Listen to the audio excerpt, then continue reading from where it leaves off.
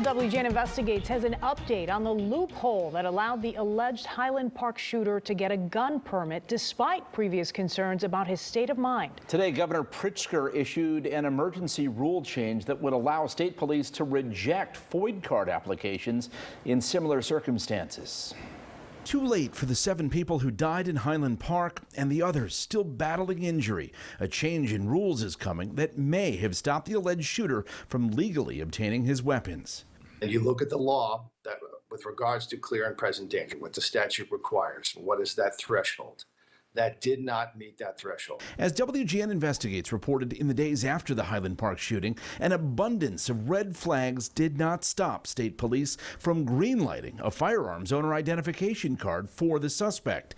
In 2019, police reports indicate the alleged shooter attempted to commit suicide by machete, had a history of drug use, admitted to being depressed, and threatened to, quote, kill everyone.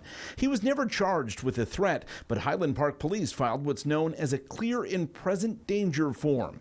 Nonetheless, months later, Illinois State Police gave him a gun permit, claiming a previous report didn't constitute a current threat.